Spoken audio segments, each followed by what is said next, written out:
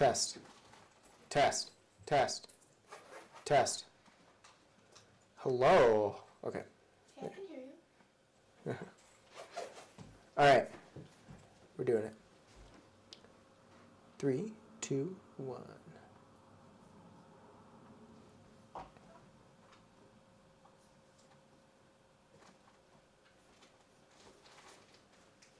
Okay.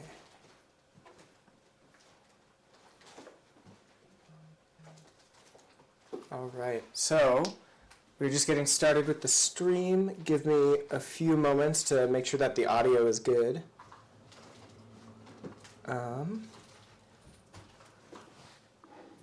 Let's see. Go like that.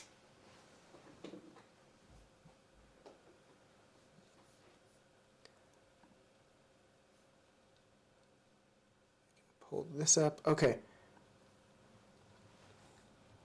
Give me a thumbs up if the audio is good. I'm pulling it up right now. Cool. Got the ad.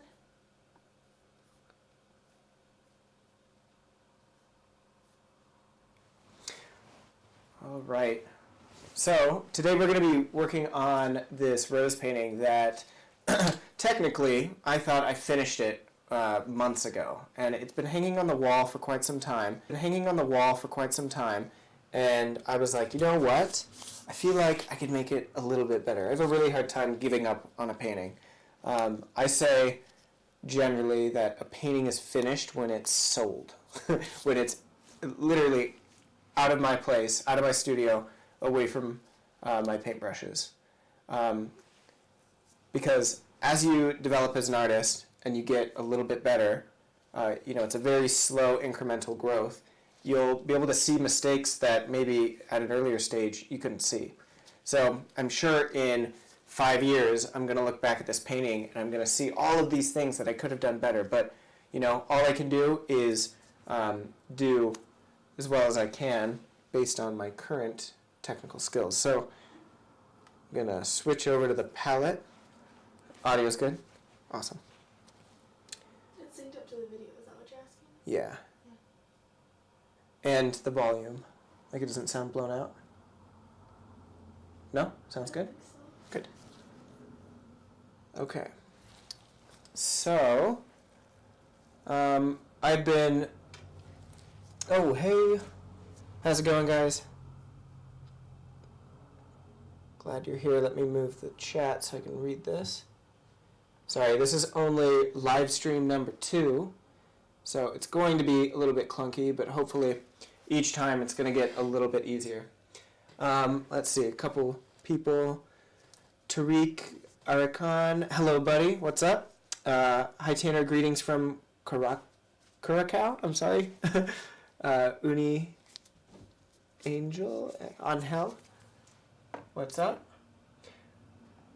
So we're going to be working on this painting that I started from life, and these roses are certainly not still alive.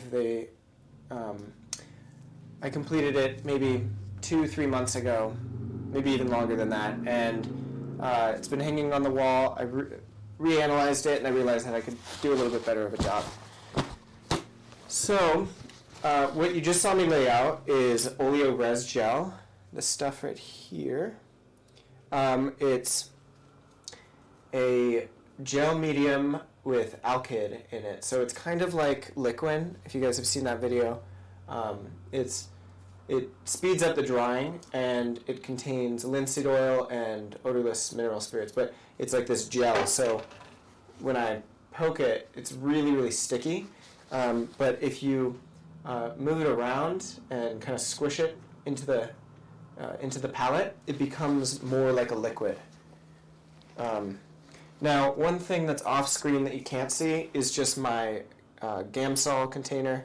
I have just a little bit of stand oil and mineral spirits in this one, so I'll be occasionally dipping in that. So I just laid out my medium. Why don't we add some color? What are we going to need? So during these live streams, they're going to be pretty laid back. So if you have any questions, concerning the painting that I'm working on, any of the processes that you're seeing, feel free to ask anything like that. So, sorry.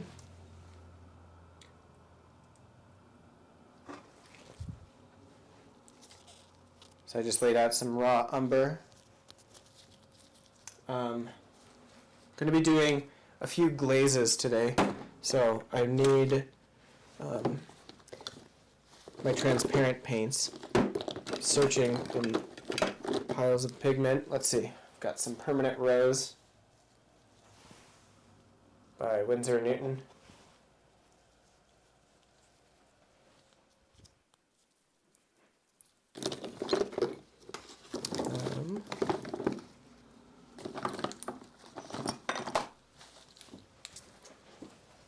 Alizarin Crimson, which is slightly cooler. That's Gamblin.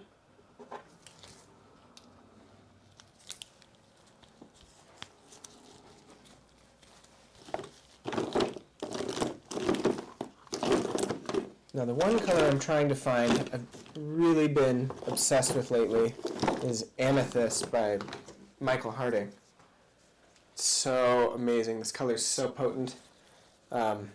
Just such a unique violet.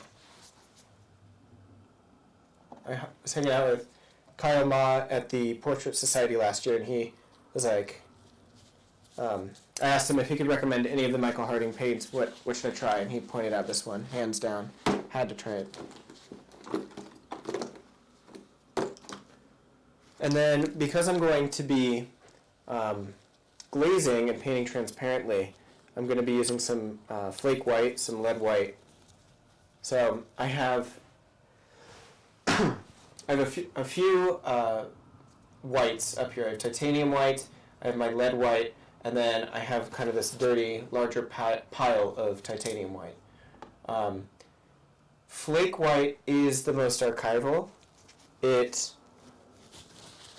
doesn't delaminate. It makes the strongest paint film, whereas titanium and titanium is a little bit less archival. It's still archival, but the benefit of using lead white is that it's semi-transparent. And I really enjoy using it with flesh tones and roses when painting velaturas or veils, where you're painting semi-transparently with a color mixture with lead white and some of these saturated colors. Let's see. Andrew, hi Tanner, regarding ventilation. How big is your studio?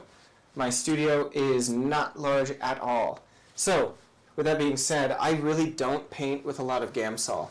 The oil paints themselves, not a big deal. They're not toxic. I'm not going to eat them, so really don't need to worry about that. But the one thing I do need to worry about is Gamsol. It's mineral spirits is certainly toxic, and being in a small studio like this space, I don't want to be inhaling a lot of that. So the only Gamsol that I'm being exposed to is in this tiny little container right here, which I'm only occasionally dipping into. Ideally, I would set the lid on it so it doesn't evaporate as much. Now, if this were an even better situation, I would have something pulling and extracting the air out of my studio. I don't have that right now, unfortunately. Maybe in a future studio.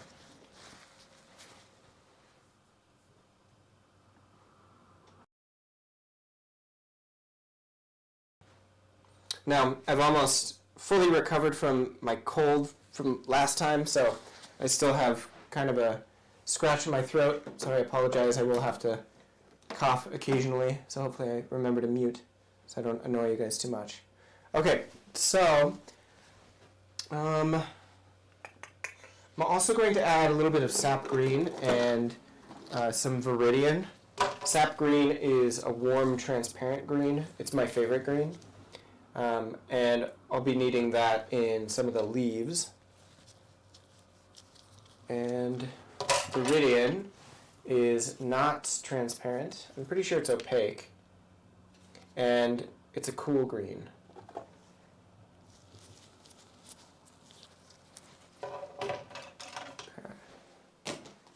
I'm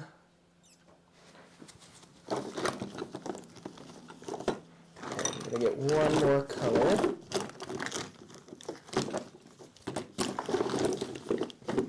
I don't know about you guys, but I just have piles of paint. I have so much to sort through, and occasionally I will reorganize them, and they'll be in this nice rainbow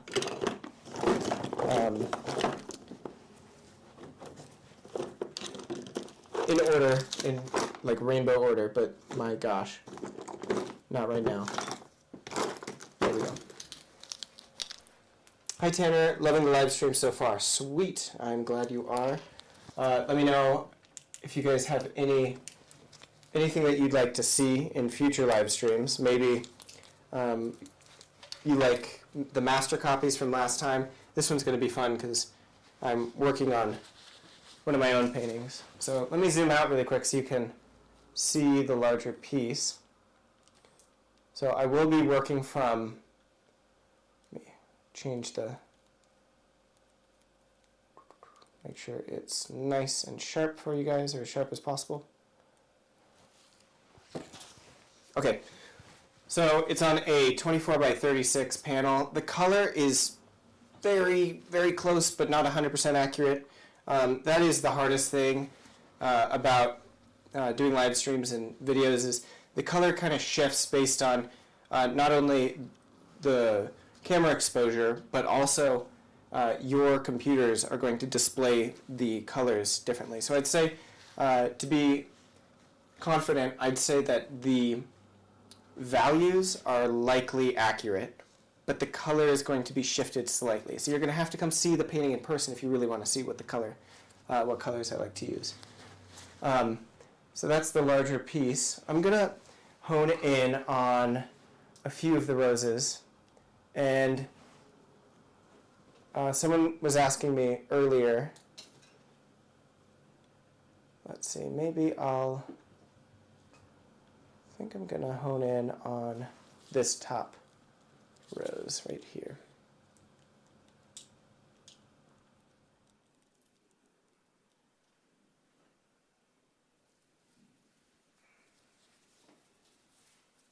Okay, so someone was asking me earlier, they left a comment, they were asking what my procedure is for painting roses. Like, do I start with an underdrawing? Do I start with an underpainting? So this painting has countless layers on it. I try to retain as much transparent paints in my shadows as possible, but often, oh, this is cool. So I hope you'll be able to see. Might be a little bit difficult, but right now I'm oiling out. So I took a bit of that oleoresin gel, I thinned it out with Gamsol, and I'm using a soft brush, and I'm going to go over this whole section, and the color is going to re-emerge. Now, as I do this, I'm going to make sure that I wipe my brush to make sure that I'm not picking up any of the paint underneath, which it is picking up a little bit, so I need to be very, very careful.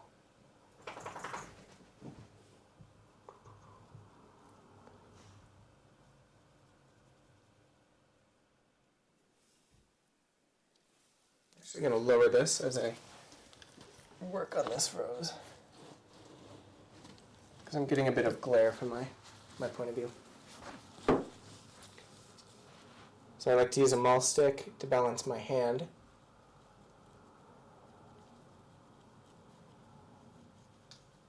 Especially when articulating and fine-tuning the drawing. So I'm looking on the camera, and it looks like some of these reds in here are a little bit blasted out. Just assume that they're not that saturated. They are saturated in there, but it looks a bit extreme on the camera. Okay, so I'm going to grab a small brush, and we're going to start making some paint mixtures. So over here, we're going to start with the lights first. I'm going to start on the left-hand side of the rose and then move my way onto the right. So on here, I'm grabbing a little bit of lead white.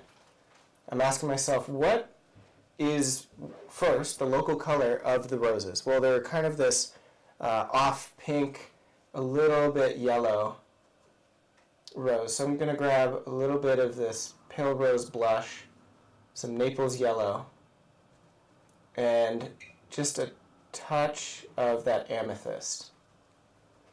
And it almost mimics a flesh tone, like a pink flesh tone. Grabbing a little bit of cad lemon, and this is just a starting mixture to compare for later. So I start with the local color, and then I ask myself, what color is the light source? Let me move my mic.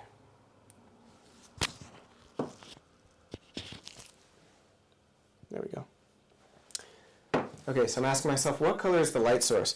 Well, in this case, we have kind of a warm light, but if I were to select a particular hue, I would say it's kind of a warm lavender, a warm, like a yellow lavender, which that sounds strange to say lavender is warm, but there are many forms of warm light. You can have a lavender that is warm, because everything is relative. So, I'm going to grab some of this, and I'm going to introduce some lavender or some of this violet into that warm mixture. So now it's leaning a little bit pink. And these are essentially just first guesses.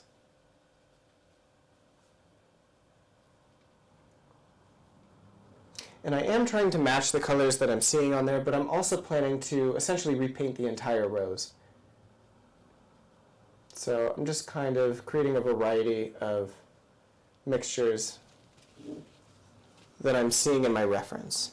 So you guys can see the reference that I'm looking at up at the top right. I have a larger monitor behind this webcam, and I'm able to see a little bit closer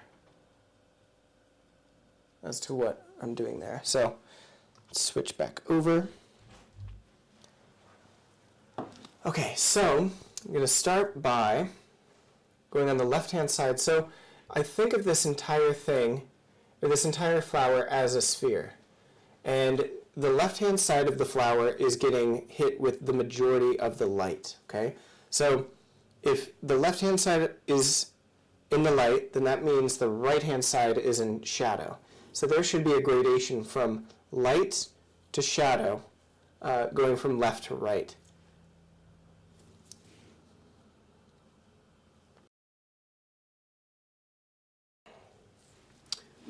So that means that all of these little pit shadows, all these dark little shadows in here, need to be slightly lighter than the ones that are over here. And that is just because this side of the flower is receiving more light. Okay? So, yeah, let's see.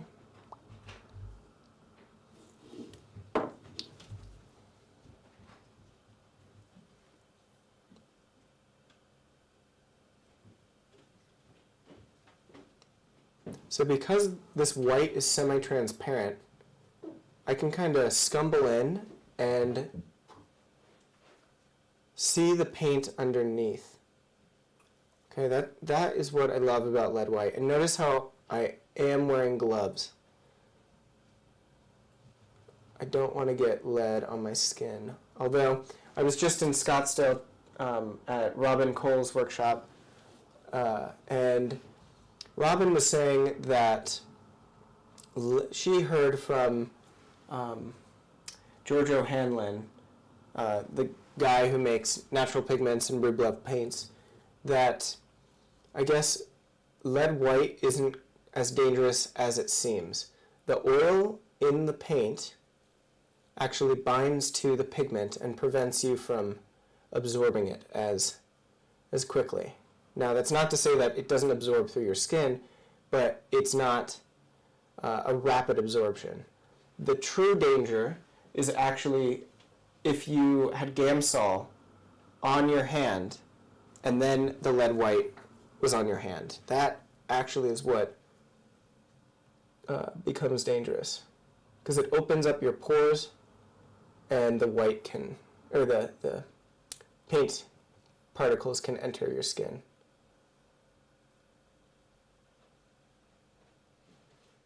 So this may be kind of a very slow and tedious process, could be boring, so please feel free to ask questions as they come up. Love to answer them.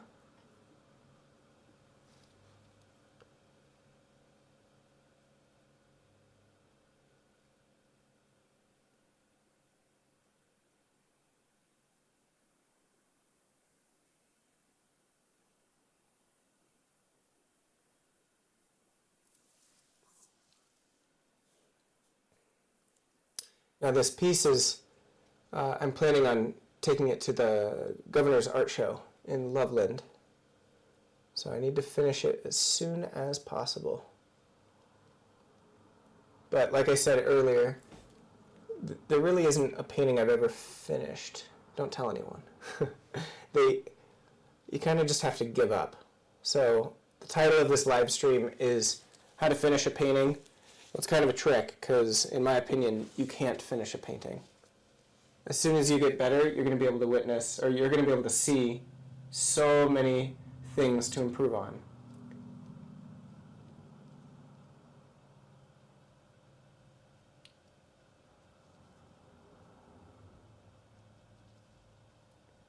Okay, so as we enter into the shadows, it's going to get more neutral, less saturated, obviously darker, and a little cooler.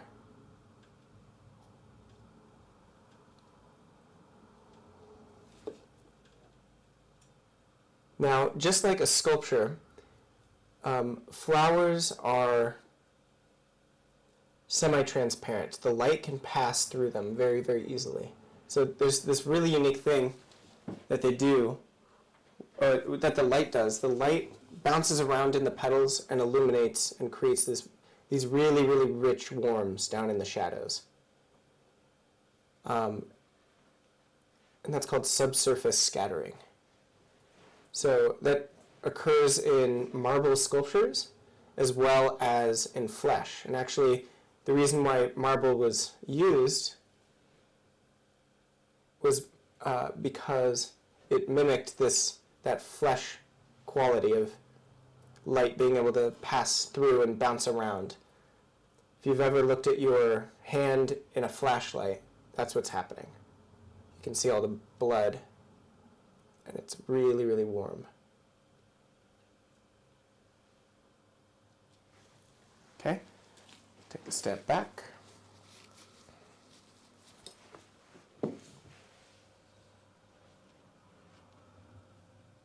Accept more white, lavender, and in the lights we can get away with thick paint. Okay, so I'm actually depositing chunks of paint all along the lightest parts of this flower. And that way, the physical light that's bouncing off of the physical paint is actually going to illuminate brighter than just the value itself.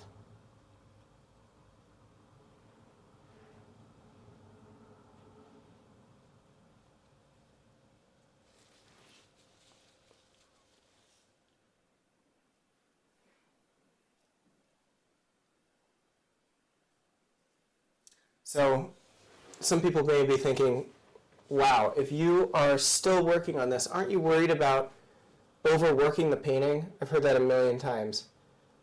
You know, I do not believe in overworking. I don't think that's actually a thing. I think if a painting looks overworked, it's just not done. You need to spend more time on it. curious if anyone else has a different perspective on that.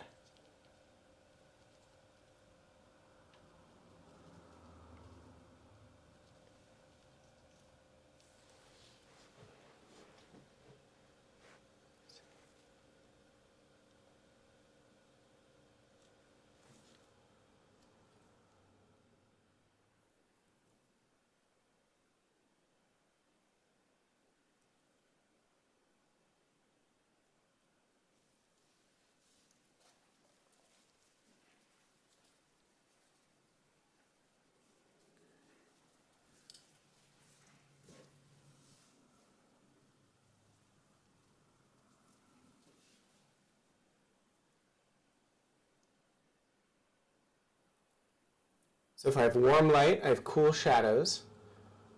I'm imagining, I am looking at the reference, but I'm also definitely creating my own lighting dynamic. I'm going to exaggerate some of the cool notes bouncing up into the side of this petal. So just like a sphere, if you haven't rendered a sphere before, stop what you're doing and do that immediately. It's so important.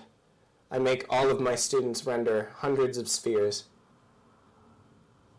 Because if you don't understand light on a sphere, in my opinion, you probably shouldn't move on. You should be able to draw a sphere from imagination at any angle with any light. Because really that's all there is.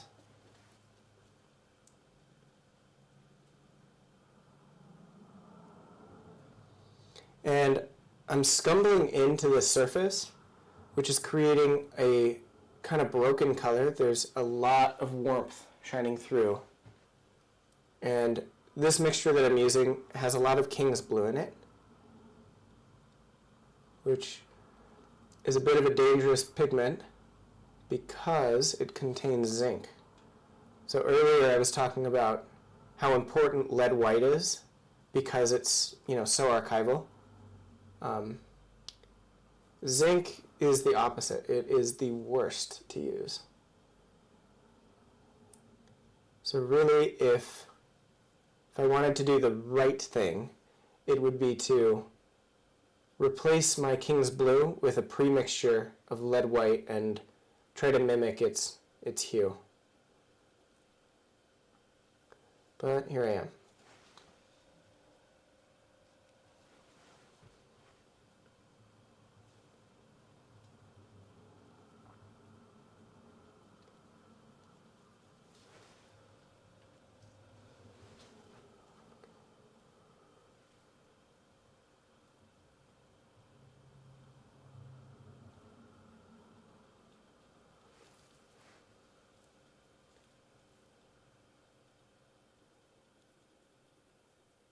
Okay, here's another tip for painting flowers. Although there are many dark notes in the flower, not a single one should be black. It's a good rule of thumb because, just like I was talking about earlier, the subsurface scattering illuminates the entire rose. It is so unlikely that you are going to find pure black in the shadows. Now, it can be a stylistic choice, sure, but that is certainly not what is happening in reality. And I only know that from painting flowers from life and making that mistake over and over and over again.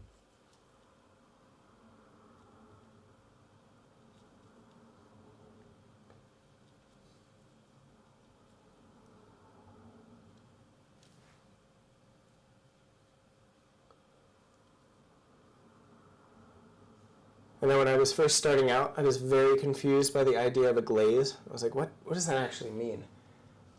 So a glaze, if I were to define it, is just painting with transparent paints.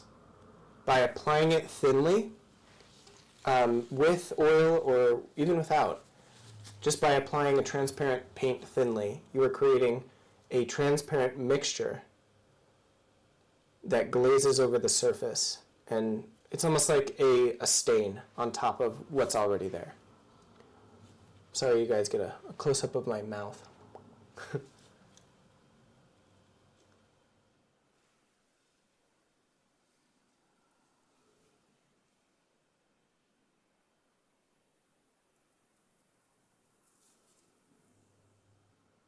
And I would also like to do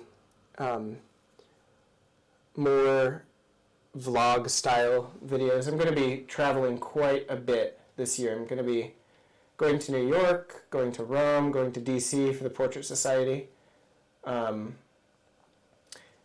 would really love to create more vlog style videos where maybe I'm painting on location.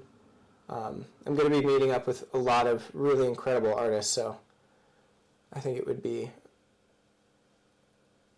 such a shame if I didn't record a plein air session or an interview or something with all of those artists.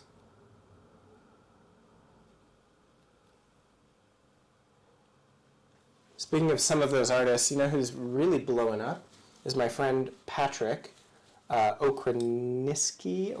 I've never been able to say his last name right. But if you type in Patrick Okra, he's got amazing videos on YouTube. That guy has taken this stuff seriously, and if you haven't heard of him already, definitely go hang with him. He's got some amazing information, and his landscapes are ridiculous. They're so good.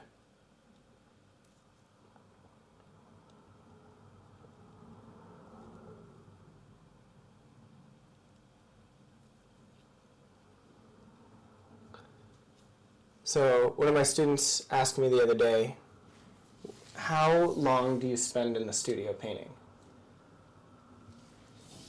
And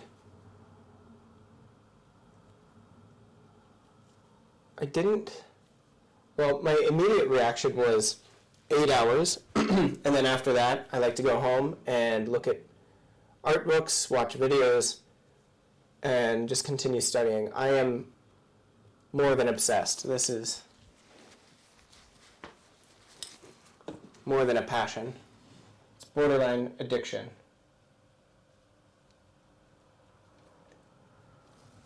Dan said the same thing the other day. He's like, there are worse addictions to have. I kind of agree.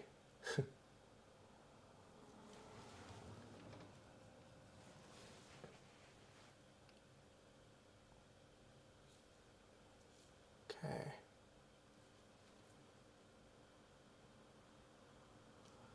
So I'm going to lay a couple more brush strokes down. I am certainly not finished with this rose, but I'm going to take a 5-minute break, and we'll be right back.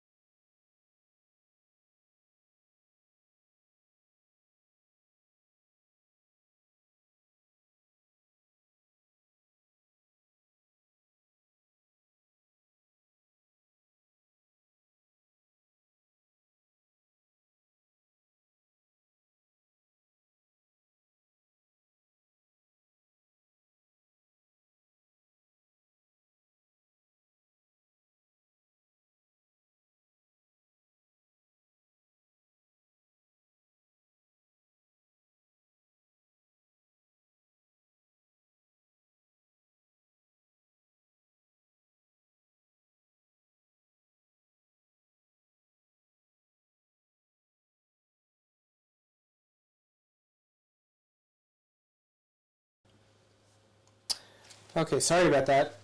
I did not see all the comments coming in. I guess the stream is not quite working, so I got my phone now. It says, what was the workshop you went to about in Scottsdale? So I took a workshop with Robin Cole. She is a fabulous painter, Denver local. My friend, we hang out and paint at least once a week at Daniel Sprick's studio. We have like a figure painting group. And so the workshop was fundamentals of color. So I feel, pretty confident in the fundamentals. But really, all there is the fundamentals. So taking this workshop, although it's titled fundamentals, it was not easy. Essentially, the focus on it is this concept that I'm applying here to this painting. Not only identifying a warm or a cool light source, but calculating exactly what that cool or warm hue, so not just thinking of it as cool light or warm light, but you pick a hue. You say, it's an orange warm light, or it's a lavender cool light. And you take that concept and you apply it to, or you apply that light to the local color of the object. So you blast out the lights in towards that hue that you've identified, and then as you recede from it, it becomes close to the local color, or the true local color is in the transition from light to dark, and then once you go into the darks, it neutralizes from that point and goes into either a warm or a cool shadow, whatever the opposite is for the light that you have. So yeah, it was just fundamentals of color. I did a ton of little spheres. I even created flesh ball spheres where I was analyzing paintings of portraits that I really liked and translating that information onto a sphere. It was really, really cool. We also painted some casts, and it was a really, really good workshop. I learned a lot from it. Let me cough, sorry.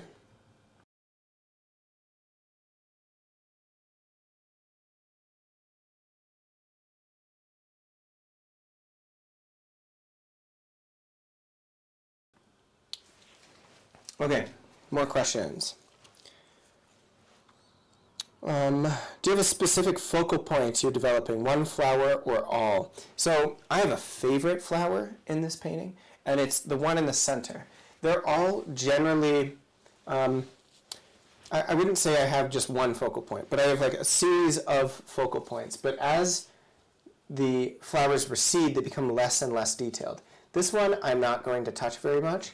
It's doing its job. It looks like it's very, very warm light is passing through it, and as we get closer, it becomes more and more refined and more exciting. The color is more saturated, or not more saturated, but it's just a bit more going on. This one is my favorite flower out of these, and yeah, I've also, you may notice the purples that I'm introducing here, and in this cast shadow I've got this purple in the Penumbra. So that's something I've been studying in art books. I've been analyzing paintings of work that I really, really like, and something that they do is introducing either a saturated version of the light source in that Penumbra or some kind of environmental light. I really like that idea. So, let's see, I'm going to get some thicker brush strokes, and this side of this petal is receiving more light, so because it's on the left-hand side, so it needs to be brighter, and it needs to gradate as it comes around the form and become more, or less bright, less saturated. I'm sorry, less bright, not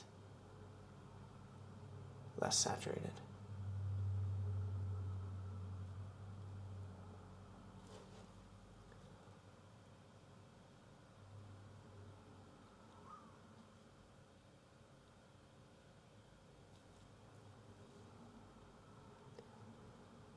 And although the title of the live stream is How to Finish a Painting, let me tell you a secret. I don't plan to finish today. I am in no rush, other than the deadline, of course. I'm going to give myself a week to finish this one and another. I've been working away on a figure that I am just so happy with. I think it's my best, could be my best painting, or my best figure for sure.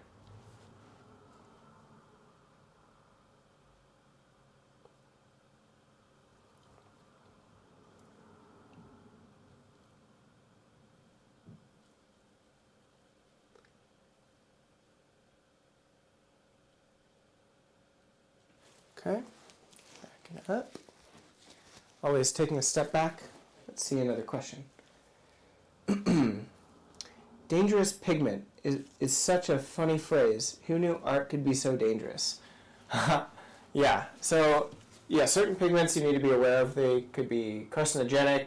They could cause all sorts of health issues. Amongst those are the cobalts and the cadmiums and lead white. So it's a risky job being a painter.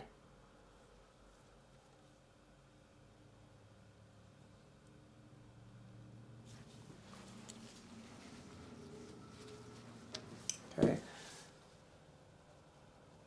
So because there's warm light passing through these petals, I'm going to introduce a pretty saturated red-yellow mixture.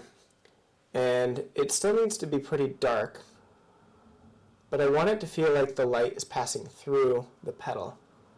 So all of the petals that are on the left-hand side, the plane that's facing in needs to be really warm and quite light.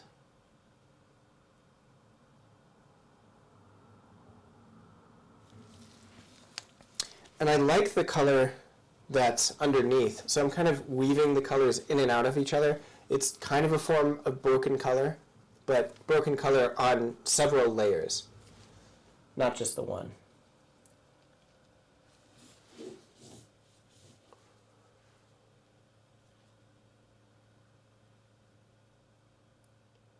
So I'm using transparent red oxide in some of these warm mixtures, painting them nice and thin.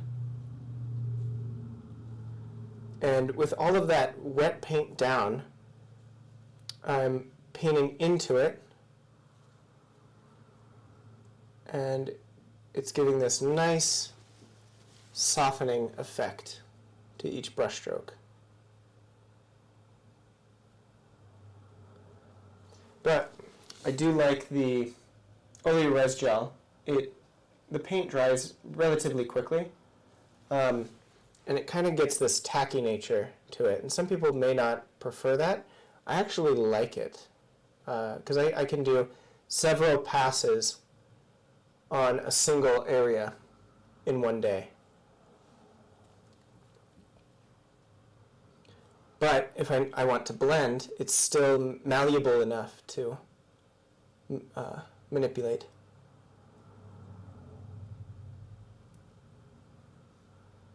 And roses are so complicated, so it's really important that I try to simplify these as much as possible and combine shapes. So something that I like to do is not paint every single petal, rather combine as many of them as possible. You don't need every single edge. You can lose, wherever you can lose an edge, you should lose it.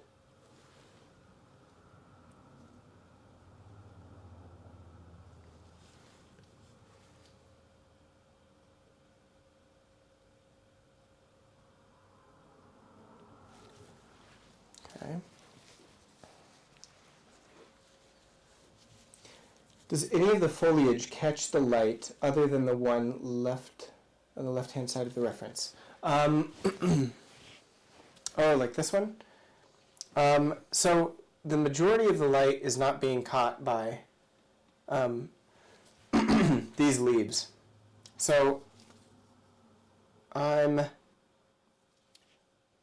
kind of keeping them dark intentionally. I like this one getting light, and I like the one in the foreground getting light. But generally, I want those to kind of stay as one larger shape. So I have kind of a tier of maybe 4 or 5 values. So I've got the lights of the roses, the shadows in the foreground, and really I could even simplify it into honestly just 2. It's just light versus dark, and really nothing in between. When I squint at this painting, there's a harmony happening within the lights and within the shadows. There's two families. I think the fewer values that you have, the easier it is to read at a distance. I'll be honest, that is not a Tanner Steed original. That's a very, very common way of composing. If I were to redo this painting, I would really focus on the design of that shadow and light shape. When I started this painting, I was composing a bit less sophisticated than I am now. So in future works, I hope my compositions are a bit more interesting. But that doesn't mean I'm going to throw this painting away. It means I'm just going to work it, bring it up to a point where, you know, I'm satisfied with it, and I've learned a lot, so that's all you can ask for. My only question at the end of the day is, did I take a step forward? And as long as I can answer yes to that, then I am satisfied. I think as artists we can be a little bit too hard on ourselves sometimes. I certainly can.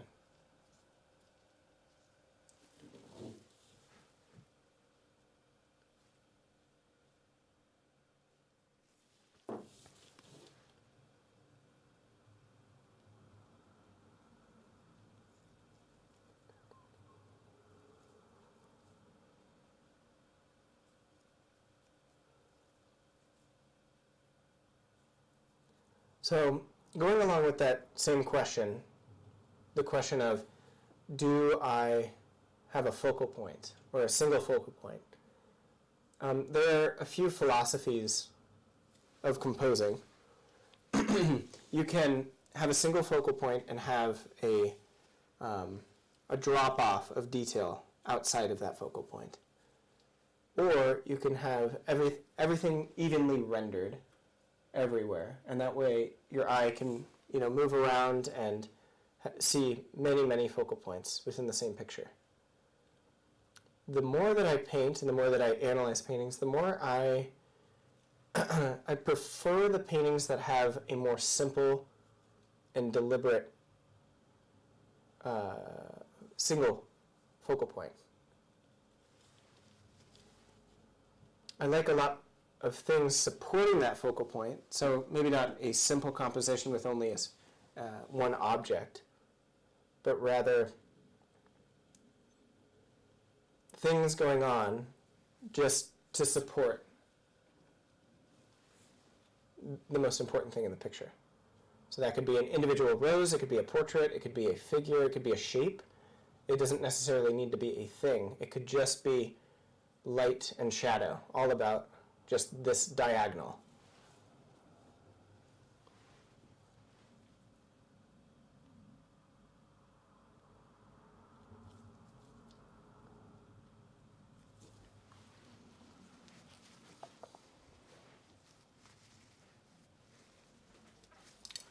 We're getting there. Okay, so going along with, let me back up, or back the camera up.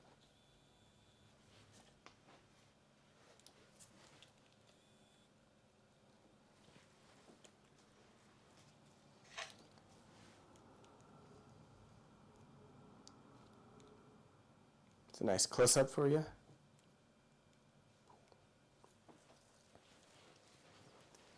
Okay, so you can see that the Penumbra here has this nice violet tone to it. It's much more saturated on the on the computer than it is in real life. So just know that this is toned down significantly. generally, I like a neutral painting. I think my favorite painting, my favorite rose painting, is by Abbott Henderson Thayer. If you just type in roses by Abbott Thayer, it's going to be this blue pot with these beautiful white roses. I'm just obsessed with that picture. What I love about it is the neutrality of the color. Everything is so harmonious. There's so much color and so much going on, but it's still doesn't look garish to me at all. When I look at the screen, it's like almost garish. Garish being just a little too saturated for my taste, for my work. I can appreciate paintings that are more saturated, but when I'm creating a picture, I like to keep everything quite neutral.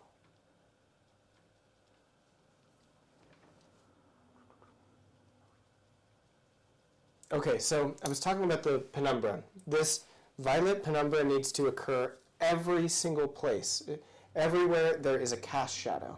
So anytime I have a cast shadow on the flowers or on the vase or on the leaves, I need to include this violet penumbra.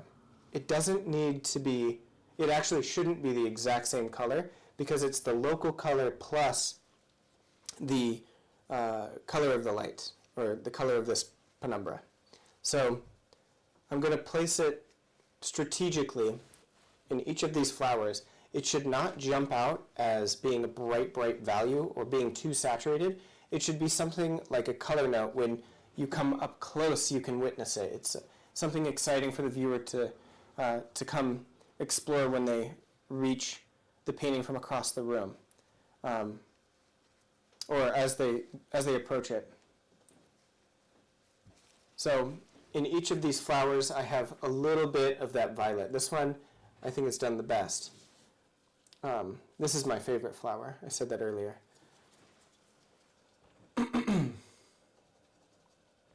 So I'm going to go in with some violet and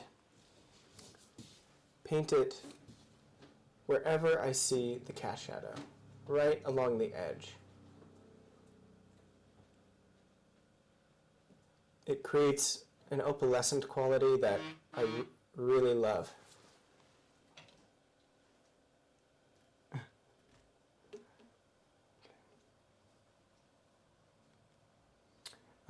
Let's see, let me read some of the comments. Rob, CP Wood Turner, beautiful painting. Thank you so much, Rob. That's so nice. Let's see. How long does it take to paint this to this level, please? Well, I was saying earlier in the stream that this painting was finished months ago, and I had probably clocked in about 50 hours painting it, because I'm, one could say, a slow painter or a very patient painter, but it still wasn't satisfying me, so I took it off the wall, out of the frame, and now I'm reworking it again. So I may clock in an additional 20 hours. I'm willing to put in as much work as possible until I am truly satisfied with a piece. Now, does it need to take that long? Absolutely not. You can be so much faster. I hope one day I'm faster. But for now, I'm just doing my best to capture exactly what I want. It's like a gut feeling. I can look at this and say, okay, I like that, or, oh God, I am very dissatisfied with this portion of the painting. But until I can articulate it in simple language, I'm going to have a really hard time changing any of the things that I don't like about it. If you can't describe it, then you're going to have, it is likely impossible to fix it.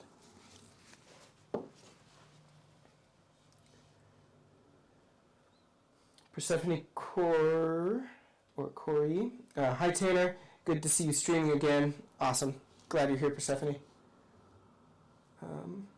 Sylvie, have you seen any art that stood out to you recently, like in shows or museums? Let's see, any art that stood out to me in shows or museums. Well, my favorite painting at the Denver Art Museum is this tiny little sketch by John Singer Sargent. I know everyone loves Sargent. He's so good.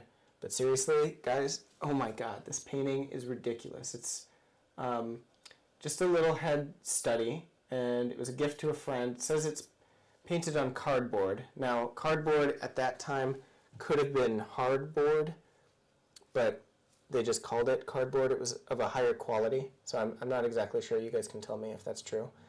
But that painting, I was just there, I think last week or the week before, and it blows my mind every single time I see it. It is so, so beautiful. If you look up John Singer Sargent, head of Capri Girl, C-A-P-R-I. I actually I did a master copy of it in graphite. Here's my copy. Yeah, it's my absolute favorite painting there. I'd love to do a live stream maybe where I do a copy in color. I think that'd be really fun.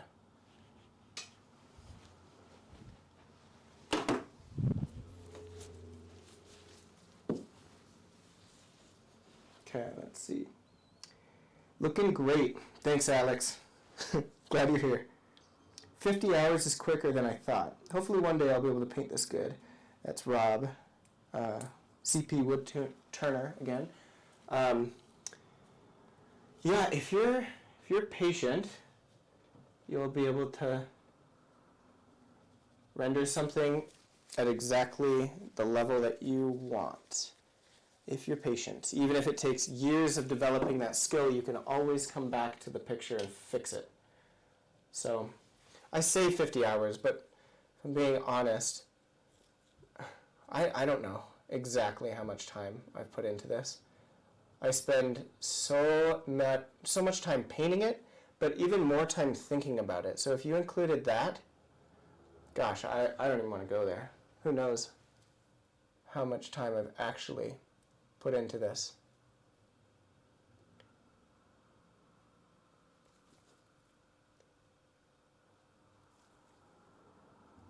Like even when I'm away from the studio, I'll have my iPad on me, and I'll have the image loaded up, and I usually take a little picture, and I'll mess around in Procreate, which if you don't have that already, definitely get that on iPads. And I'll change compositions, I'll change colors in Procreate just to test things out. It's a really, really handy tool, but nothing beats just being in the studio, working on the painting, and trying things out. Like all of these changes that I'm making today, I don't know if they're going to be perfect. I may lay them all in and decide, oh geez, I really liked it before. And rather than sulk and give up, I will pick up my paintbrush and do it again, or redo it, or make it better. So my paintings are done when they're ripped out of my hands and in a collector's home. Which, if you would like to do that, head on over to tannersteedart.com. All the paintings that I'm working on here are for sale, obviously, although this one I'm saving for the governor's show, I'm sorry. And it's not done, remember. You don't want to buy an incomplete painting. That would just be so sad.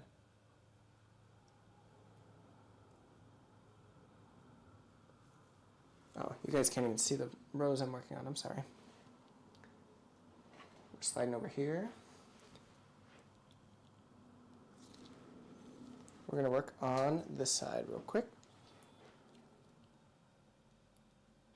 So you can see how underdeveloped these leaves are when I zoom in. There's not much going on. Speaking of a hierarchy of detail, I want the roses to be the most rendered, and the leaves can just be shapes behind it. They don't need to have every single piece of them rendered as well. Now, if that's your aesthetic and you would prefer that to be true, then fantastic, go for it. Who knows? I may wake up one day, come in the studio, and find that that's who I am. So I never really know who comes to the easel. You know, when I show up, I make decisions based on intuition and gut reaction, along with, you know, all the planning I was doing at home. Okay, so there's light passing through this right here.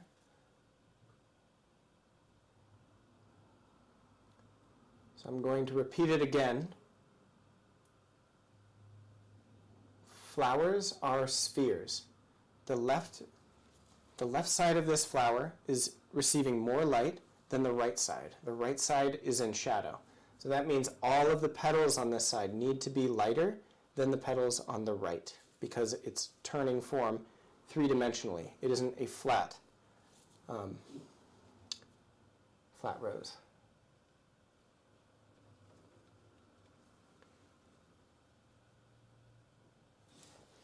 Let's see, another question.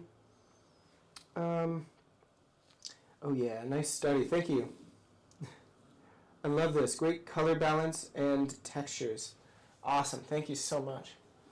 It's almost there.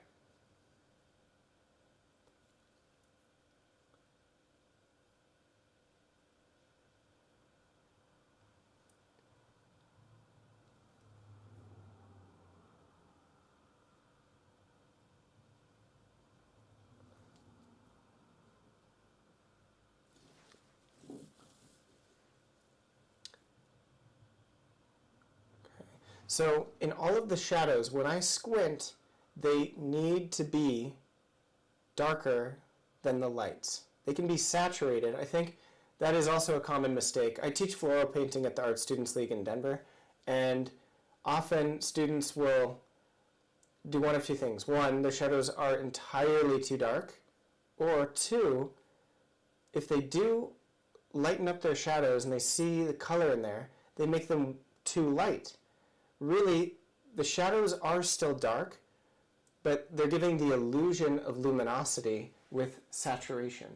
So rather than getting brighter in these shadows, I'm becoming more and more saturated. I may be lightening a little. You'll see that. I am lightening. But for the most part, my focus is saturation.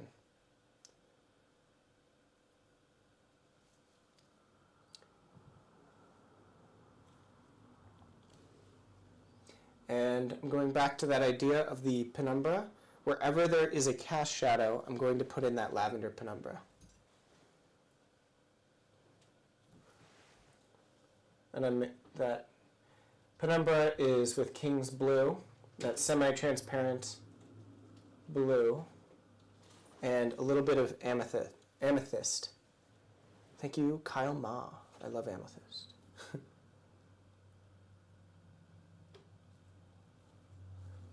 Now, when I apply that, this paint is pretty dry, which is great. I'm scumbling it on top and creating broken color on a very minute scale.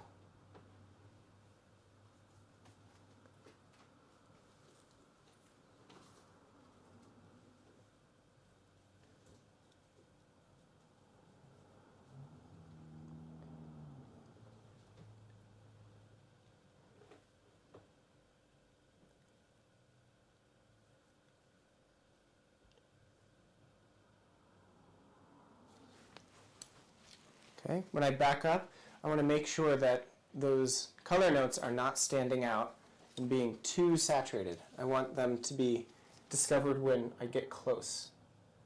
But they shouldn't distract.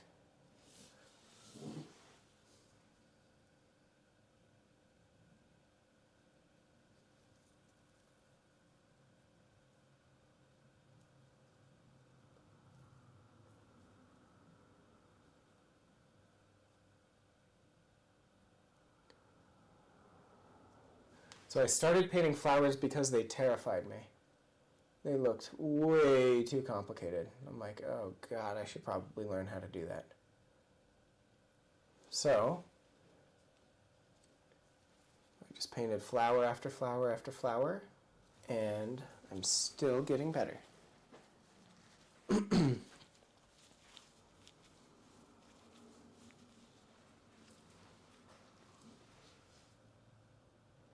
So, just a reminder, I'm going to be doing weekly live streams. If you guys want to see something specifically, if you want to see me do rapid alla prima, a master copy, love to hear what you'd be interested in watching. So, leave a comment, give me some suggestions, and we'll see if I can do that. Let's see, it's 3 o'clock. We've been going for an hour, and I need a water break. So I'll be right back.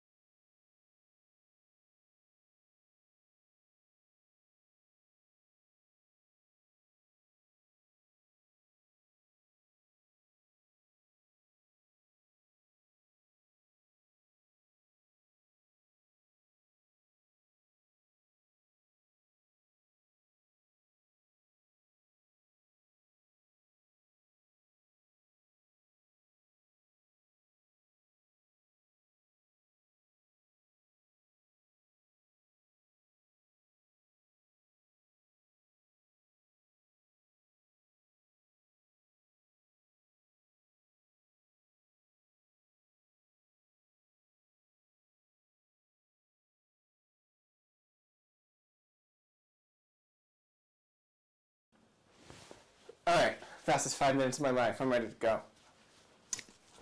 It's so funny. I, will be so exhausted from painting all day long.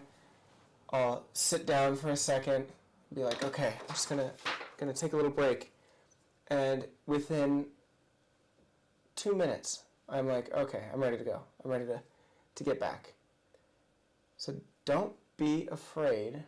Well, I guess I can only speak for myself, but I don't have to be afraid of taking a step away from my paintings.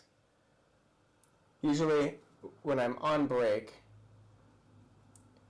I tend to not scroll Instagram, but I have a ton of art books that are all over my studio. And I have a couple go-tos.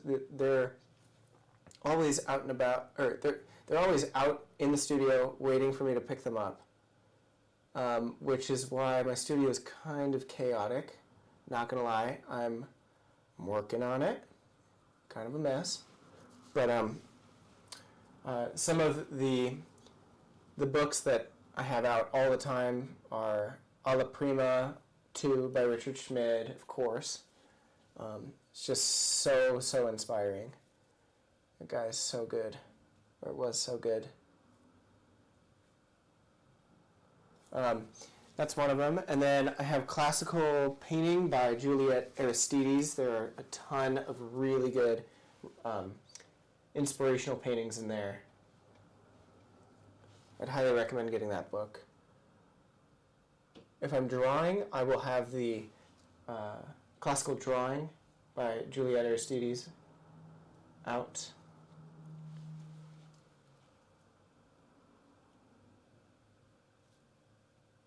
What else?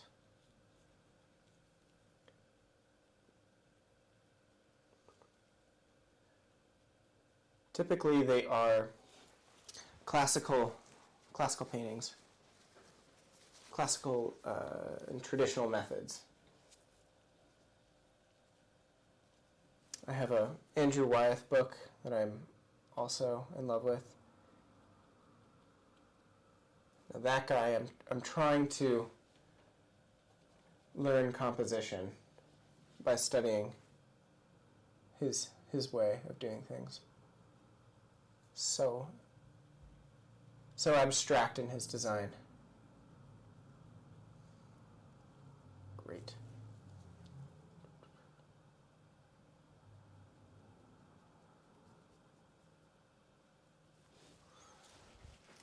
Okay, worked on that for a little bit. We're going to switch over to work on some leaves. Let's see if we have any comments. Laughed out loud with my signage. Yeah, I think it's funny.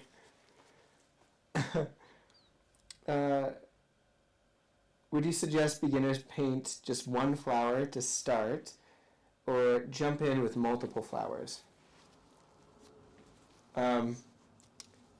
Let's see. I would say definitely a single flower, and make sure that it's from life. You're going to have a really hard time translating a photograph accurately. Or maybe you can translate a photograph accurately, but it won't necessarily feel or look real. I think it's really important to paint. It could be a living flower from life, or it can be a fake flower, but as long as it's a real experience that you're having with the subject, you're going to get a lot more out of that.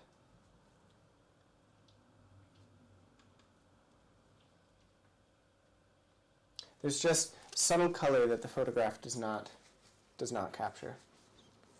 Okay, I'm going to look down here at this leaf. No, this one. So this leaf is turned towards the light. I think it does need to get a little bit brighter. It's a cool light. We said lavender. The local color is green. So if I switch to the palette, I'm going to start a new mixture. Okay, I've got this tiny little brush I've been using. It's a Michael Klein round by Rosemary & Co. I am obsessed with these brushes. If I could only have one brush, well, today I would choose this. So I'm creating a cool mixture. I'm introducing a little bit of that amethyst, right, because we have a purple light, or a violet warm light. I'm going to grab a little yellow, black. I'm going to keep this nice and neutral. A little more violet. We're going to start here and see if I need to go brighter. This is just a first guess. Okay? So you can see I've got the main mixture here. I've got a little bit more black up there, a little more green, a little more blue. So if I need to introduce any more colors, I can start to move the paint over in this direction if I wanted more blue, up there to make it darker and more neutral, down here for more green. Okay? Okay, and the flower, or the Leaf in question is this guy right here. I'm going to place this down. So first I'm asking, is it a lighter value? Second, is it a more violet color temperature? And third, if it's in the light, I have the opportunity to paint a little thicker. And I just want it to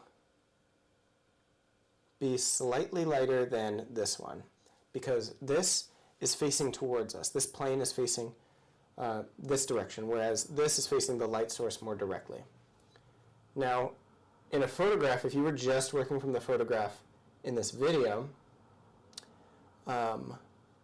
you wouldn't know where the light source was. So you'd have to estimate exactly, okay, generally on the left-hand side. But because I started this from life and I took this picture, I'm very, very well aware of where that light source was. There's a window that is off on the left. Very, very close. It's almost slightly backlit. So what I'm going to do, I like that mixture. I'm going to go to every leaf that is facing in that direction that isn't experiencing a cast shadow, and I'm going to illuminate it using this lighter value, just a little bit. And I'll do it with a couple leaves, and then I'm going to take a step back. And I can leave individual brush strokes. Remember, I want a hierarchy of detail. I do not necessarily want everything to be perfectly rendered. Okay. Now this is a little too warm. I might scumble that. You guys can't see that one. Okay, and cast shadow. Okay, I'm going to take a step back.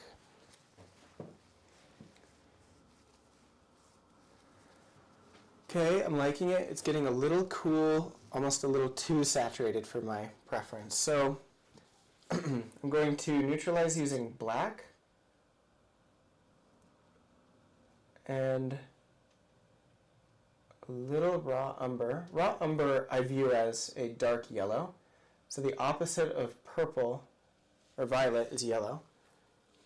So I'm just darkening with a little raw umber. I want this to just be one, literally a single step lighter than the one on the right. Don't want it to stand out too much. Nice and neutral. That's what I love about that Abbott Thayer painting. It's so harmonious. And in this picture, I have much of what I liked in that painting was the fact that there was a variety of color, but within that very particular harmony. When you get up close to this piece, you may not be able to see it very well in the video, but there is a lot of very broken color everywhere. But as you step back, nothing is distracting. It's pretty harmonious.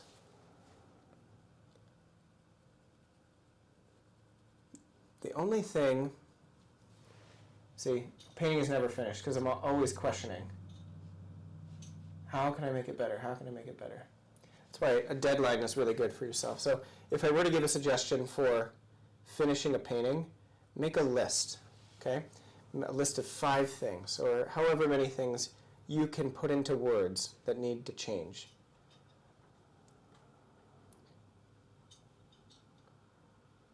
If you can't articulate it, you won't be able to fix it. When I said that earlier, I'll say it again.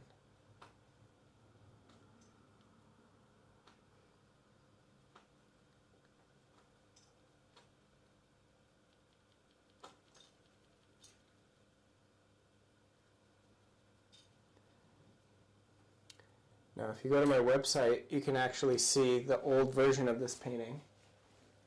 So hopefully no one buys it during this live stream, because it is on there for sale. Because now it's a different painting.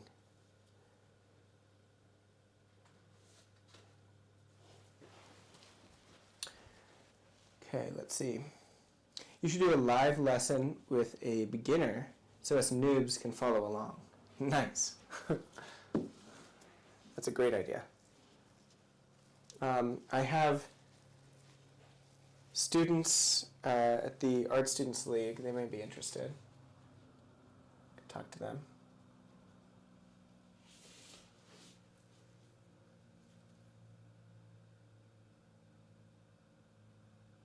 Now, would you want it to be a tutorial, like I'm teaching them, or, I mean, that naturally that's going to happen, I guess. If I'm working on something and they're working on the same thing, I'm going to give them tips.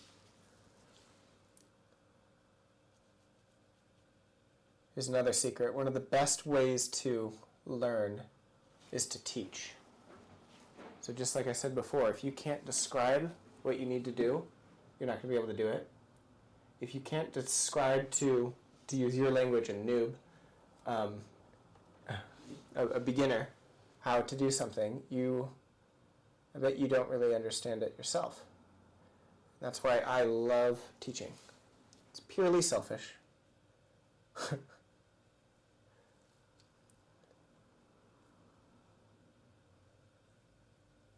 Half kidding. There's more to it than that.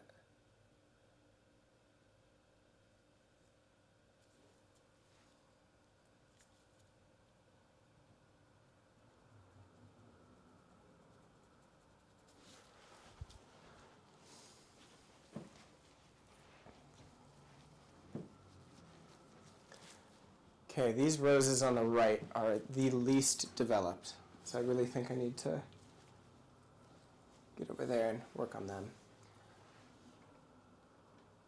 So I have to ask myself, do I want to create a drop-off with the light?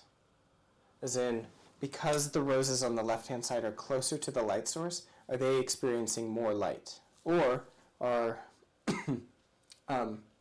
they all pretty much evenly getting lit? Well, if we look at this gradation that I've created in the background, I kind of have a very bright area and then it diminishes quite rapidly. So with that being said, I may want to consider harmonizing those two lighting dynamics.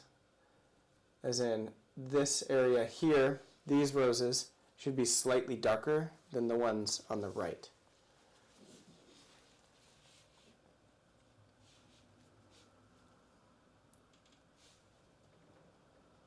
So I have my previous color mixture from the left, so I can test those out and see how bright it is. They kind of do seem a little too bright to me.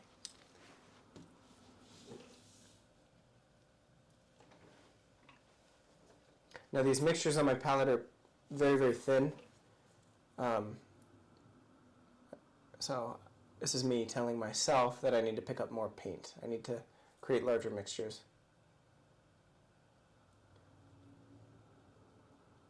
Because they're drying out. That oleoresin gel works very, very rapidly.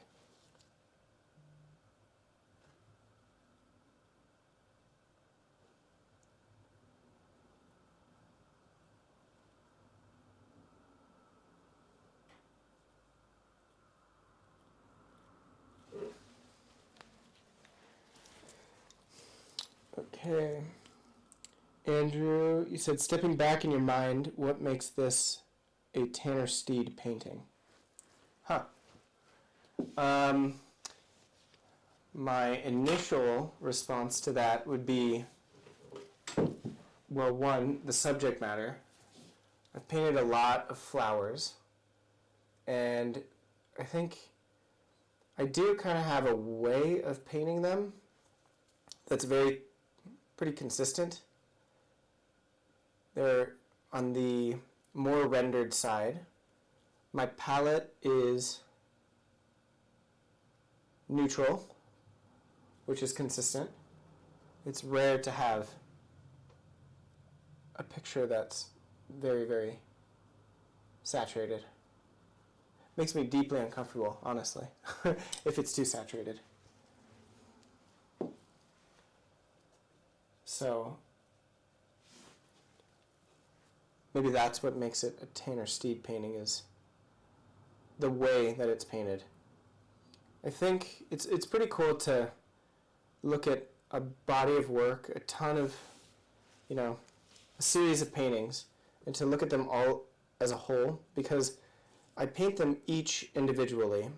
Rarely do they go together, or I don't intend on them going together, but when they're all sitting in the same room, there is a consistency in the style, the technique, the color harmony. I think I have a particular aesthetic that I'm chasing that's purely intuitive.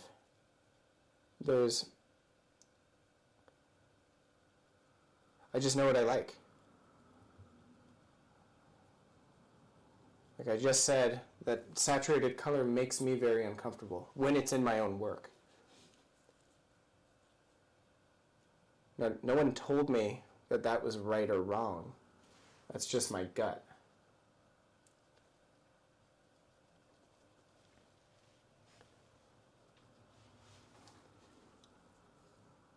Now, this is also painted from life. This was painted in my home when it was started, when it began.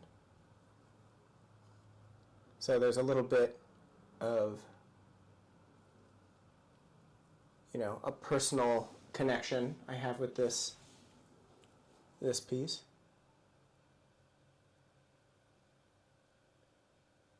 In every piece that I do,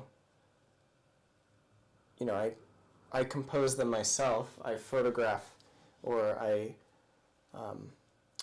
ask for the model to be in a particular pose, or I'm very, very deliberate. I'm not just painting random images or random still lives or random flowers. There are so many decisions that go into each picture.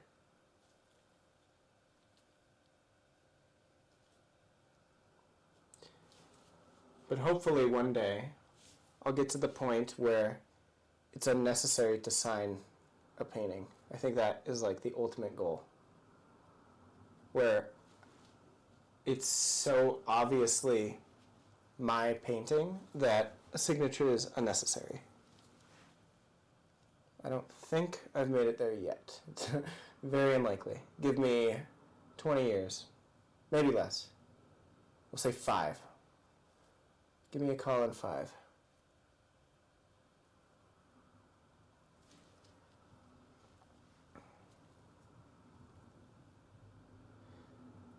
So when I first started painting, I get as close as possible to the drawing, right? I try to make the drawing as accurate as I can. But I'm always drawing as I go. Drawing is the process of making the picture. I continue to make adjustments, make subtle changes to be more like life or better for the composition. I think that's more important.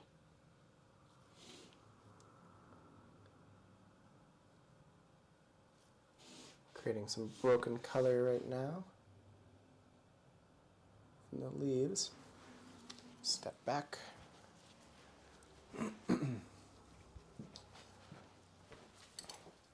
It's funny, when I was first composing these roses, I imagined that the roses were like taking on a character like a winged angel or a winged beast, with this main rose being the head and these roses on the side almost symbolizing wings, and they're looking down on this one rose that's laying on the table. Now, I don't know if you can see that or if that means anything, but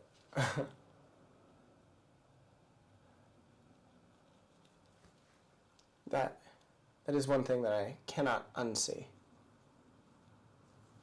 I kind of like it.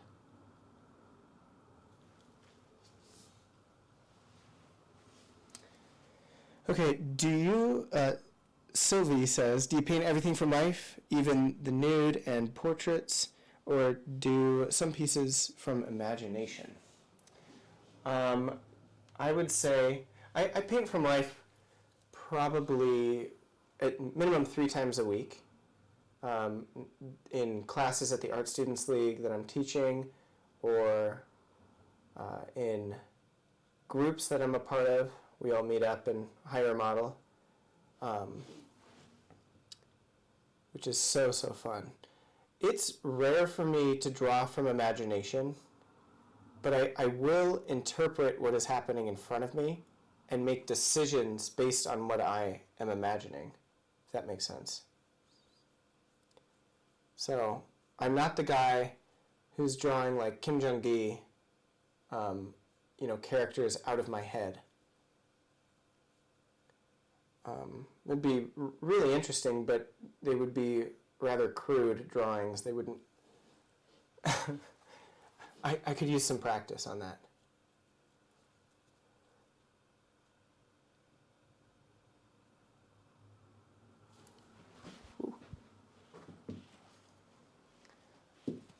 So I'd say the majority of the time I'm painting from life, or I'm painting from photographs that were that I photographed after a painting session from life,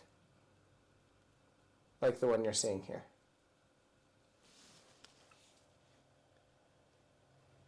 And a painting session doesn't necessarily need to be on this particular canvas. Sometimes those pictures are little color studies done from life, and that's where I'm not really worried about. I am worried about the drawing, but I'm mostly worried about the color harmony and the composition at that stage. I do a lot of little sketches prior to working on a larger scale piece.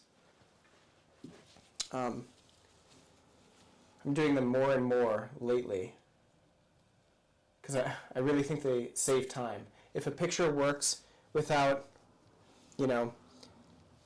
any accurate details like a figure in a landscape, if it looks good on a tiny scale, then it's very likely going to look good when it's blown up into a larger piece with all of the subtle nuance of a portrait and the flesh tones.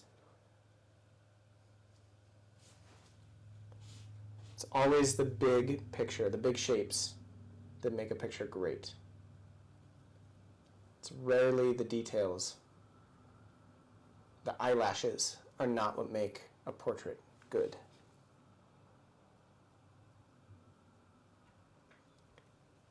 In fact, a painting should always look good at every stage. Even at its earliest stage, it should look interesting and should call to you.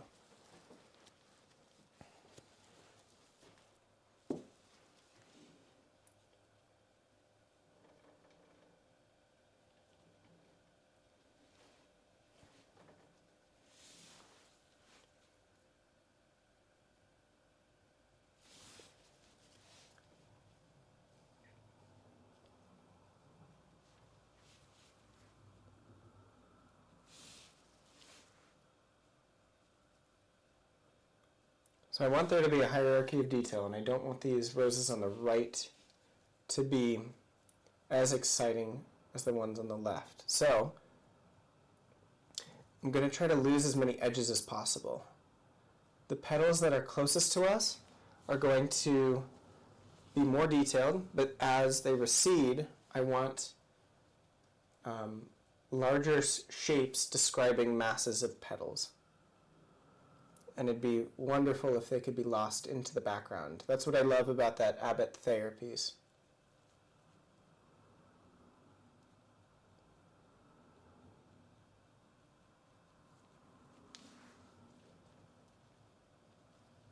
Now I didn't oil these out, so it's getting a different effect. It's more of a scumbly effect, whereas the other is a glaze.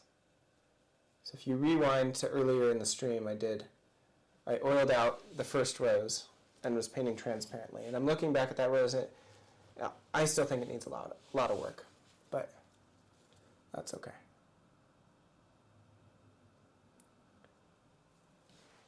I think earlier I said I had a week. I actually have less time. Governor's Show needs some pieces for their advertisements, so I think I have 5 days I'll check my calendar after the stream, make sure I get it done before that. I think I'll submit this one. Or that figure. It's pretty darn close.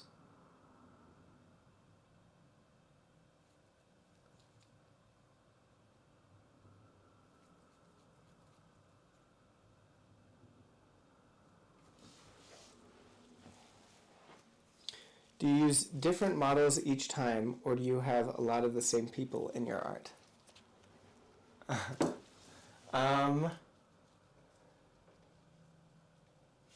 You know, I tend to paint friends and friends and friends.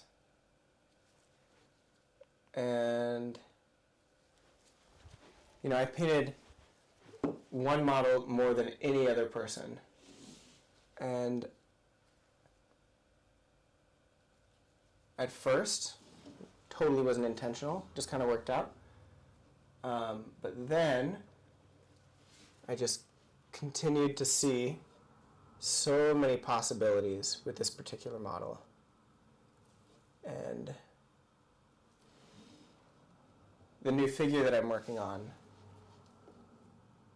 is that model. It's important not to just be, well, I don't think you have to be beautiful in a painting, but or even to be a model in a painting. That's not the most important thing. It's really nice. This model happens to be beautiful, but it's to get the point across, whatever you're trying to show in the picture. Whether it be a narrative or it could be a painting just about beauty. That's fine too.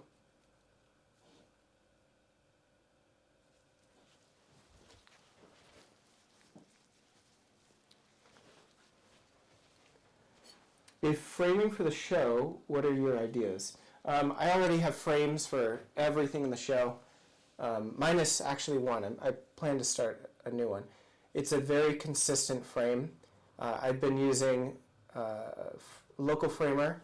His name's Chris Berg. He's fabulous. He does the frames for Kwang Ho and Daniel Sprick and a lot of the local painters here. He does a really nice job, so I've been supporting him, and yeah, he just does a really nice job. They're nice, clean, dark frames. Occasionally I do a gold lip on them. I like a frame that doesn't distract from the painting. I think the painting is the most important thing. So often I will use a dark frame that I find that my work looks best in, because I'd say 90% of the time my paintings are rather dark. So I like to isolate a light, and having a dark frame helps me isolate that light in the picture even more. So he's on Instagram if you guys want to go find him and even get some frames from him. It's Chris Berg Frames.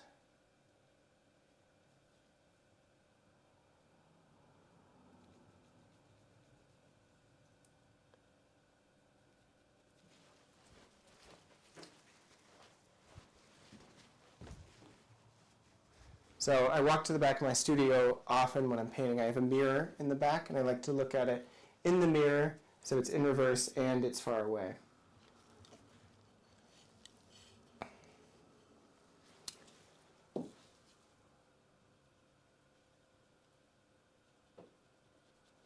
Okay, I'm trying to remove as many hard edges on these flowers as possible. I want nice soft transitions from light into shadow. I want this broken color, which it's working very, very well by scumbling in multiple layers.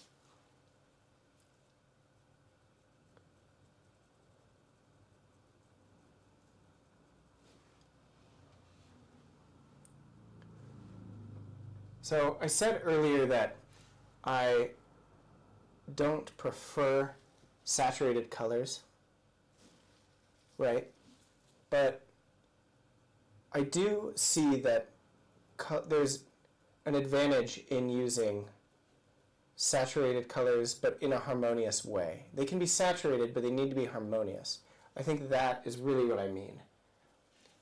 It's not that I like desaturated paintings. I like a very particular color harmony. And that's why I took that Robin Cole workshop.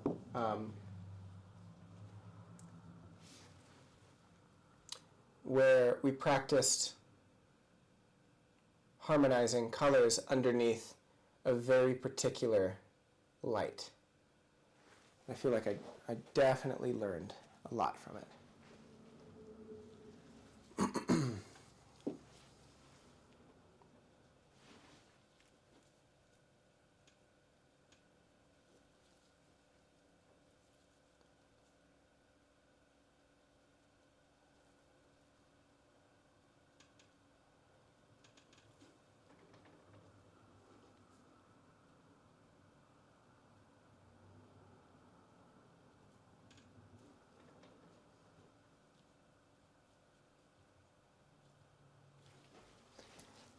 Okay, taking a step back. Yeah, see, when I reach a stage like this, I'd say I'm mostly satisfied. Okay, if someone came in and said, you know what, I just adore that painting, I have to have it, they want to buy it, I'm not going to deny them. Okay? It needs to be at a point where I don't cringe every time I see it. That is the worst feeling. If someone buys a painting from you and you look at it and you're like, good God, what have I done?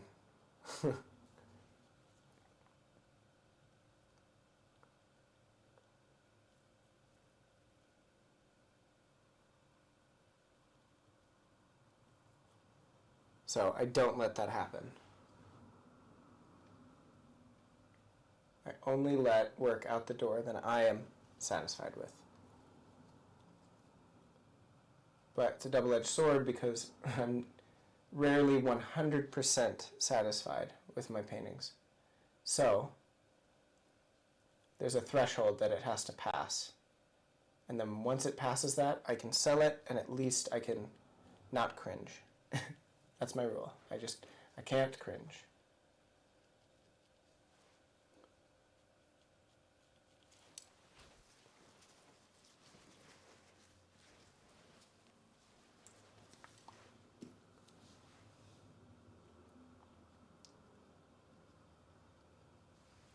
In pretty much every lighting scenario, in your dark accents, I like to put in really, really deep, warm colors.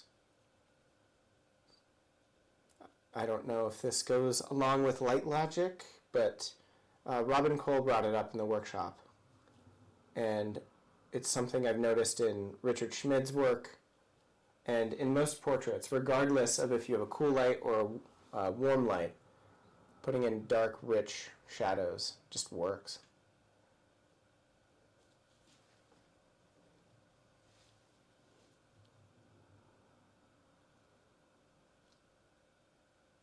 So while I'm saying that, I'm creating these dark green mixtures with a lot of alizarin crimson, and those are going in there, along with a little bit of viridian, and the viridian next to the alizarin, sorry, the viridian next to the alizarin looks like an emerald. It's so, so pretty.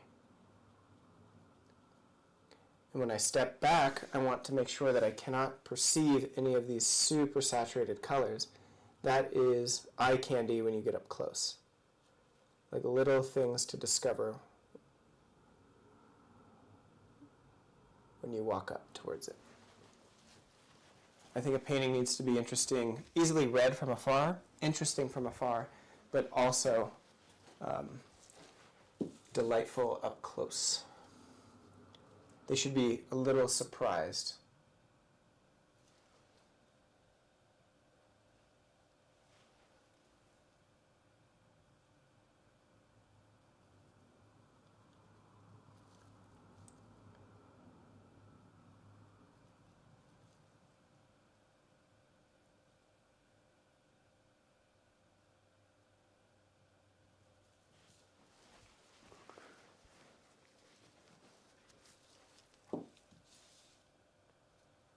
It's amazing. Raw umber can look like gold in the right context. So many people dislike that color. But I've found next to greens, it can really just blow my mind. Next to rich darks, it looks like gold.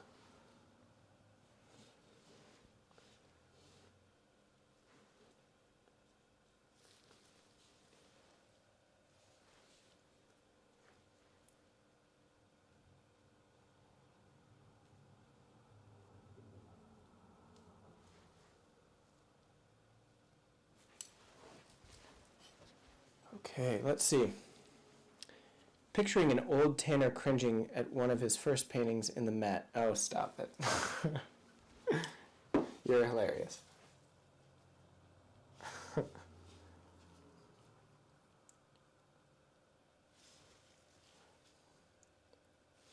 Well, to change the subject, because I can't take compliments very well, I'm going to New York at the end of February, and definitely going to the Met. Be my second time in New York, and I'm bringing my paints, and I'll be painting on location and sketching in the museum.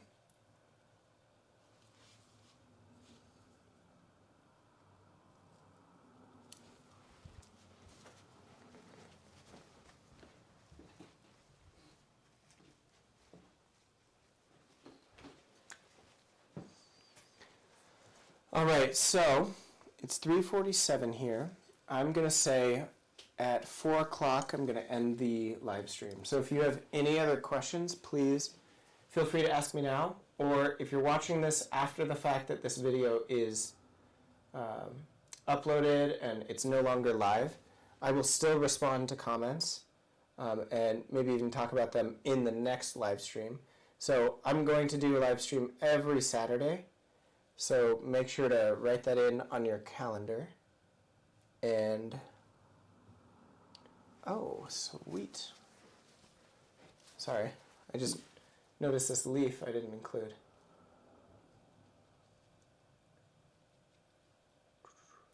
Yeah, I'll be doing a live stream every Saturday. So if you want to stop in and hang out, I hope you're painting along. You can learn a lot from watching someone else paint, but whenever I'm watching someone paint, it just makes me want to paint. So I'm not going to blame you if you are working alongside me.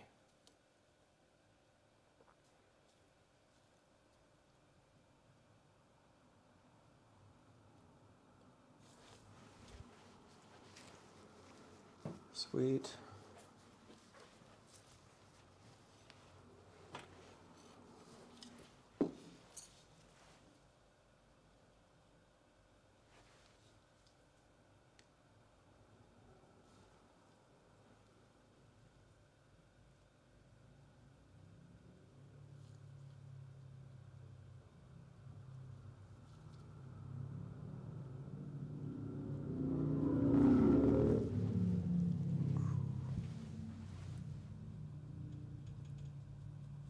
Now I'll have to do a new studio tour soon. I've moved since my last studio tour. So much has happened.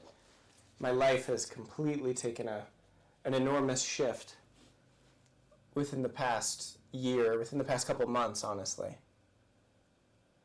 A lot going on, a lot of life-changing events, and overall, all things positive.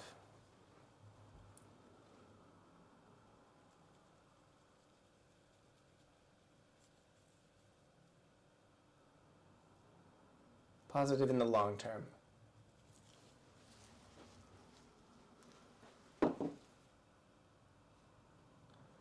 Gonna need new Rosemary & Co. brushes.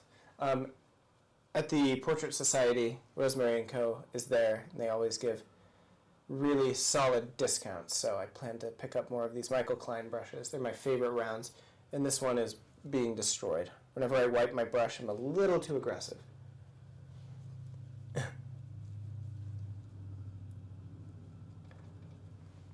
Notice how much paint is left out. I have not used all the paint that I squirted out. But, I mean, although I paint every single day, I'm definitely going to use all of the color tomorrow and in other paintings. But it's just a really good idea to squirt out way too much, and that way you're not scavenging for the last drop of cadmium yellow when you really desperately need it.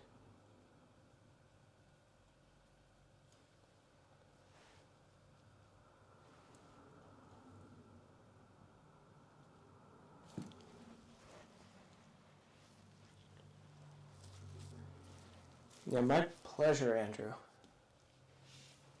My pleasure.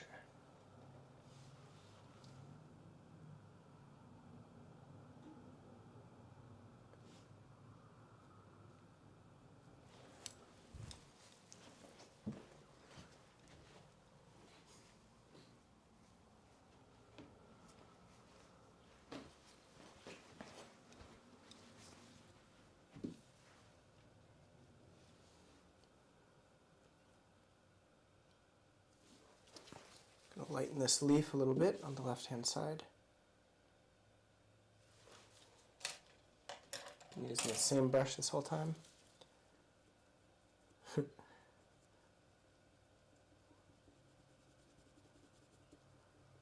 I was working on this yesterday, so it's still a little wet in these leaves.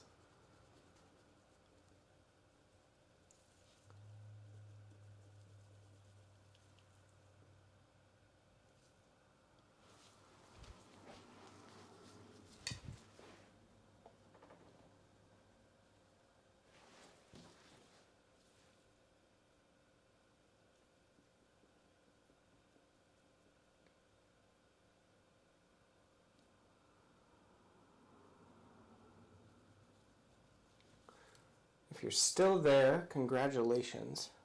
It's been a long and probably a little bit boring stream. But I'm the kind of guy who will watch 8 hours of someone painting multiple times. If I buy one of those DVDs or if I subscribe to any YouTube channel or anything like that, I watch every last drop. There's so much to be learned in what someone is saying and in what they're doing with their brush. So I will listen to it in the background while I'm painting, or I'll sit there for 8 hours, maybe not straight, but over the course of a couple days, and try to get as much information as I can.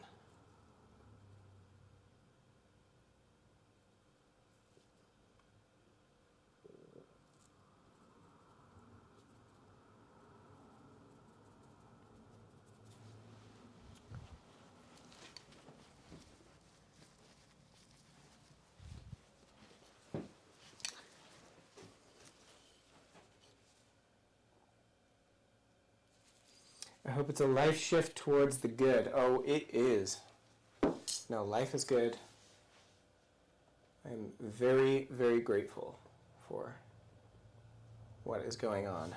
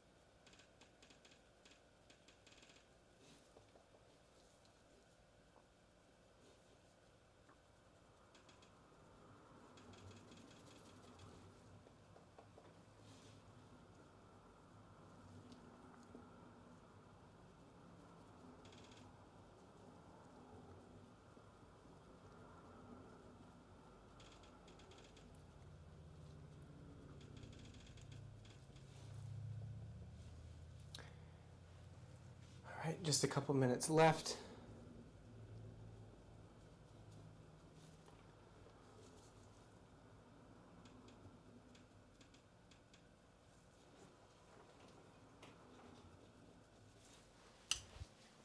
Ooh, I'm liking these roses so much more. It's a pleasure to watch. Thanks for sharing. So glad you are getting something out of this. And next time I will definitely be working on a different piece. It might be the figure that I'm really excited about. Or I may be starting a new piece. I've got a landscape in mind, and I've also got an interior with a landscape. So I need to do color studies for those. And one of my students at the Art Students League was requesting that I do a drawing live stream. And I love drawing. I've been really getting into Sanguine or Conte pencils. Maybe mess around with those on a live stream. They have such a cool effect. I love the red tone.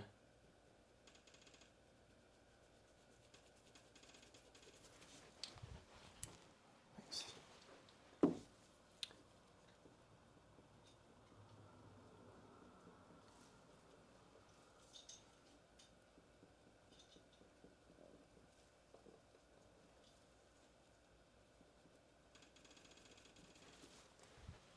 Woohoo. I like that. I love it when a color surprises you.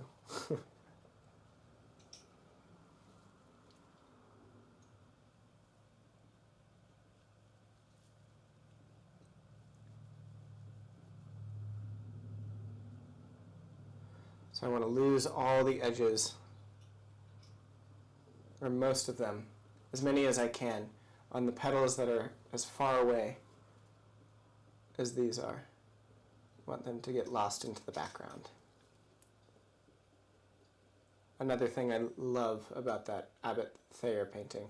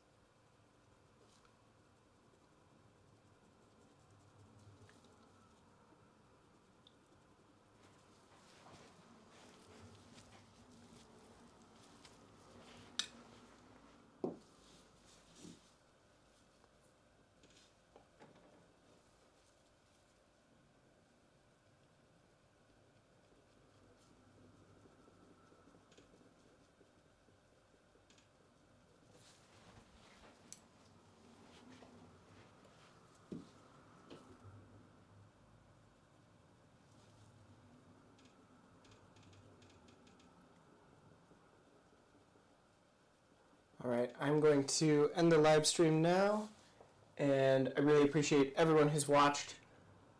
Please tune in next week, Saturday at 2 o'clock. I thought I could do 1. Sorry about that if you were following me on Instagram. I make updates and announcements on there. Make sure you're following me on Instagram. It's Tanner Steed Art. I'll post if I plan to do any other videos during the week. Live stream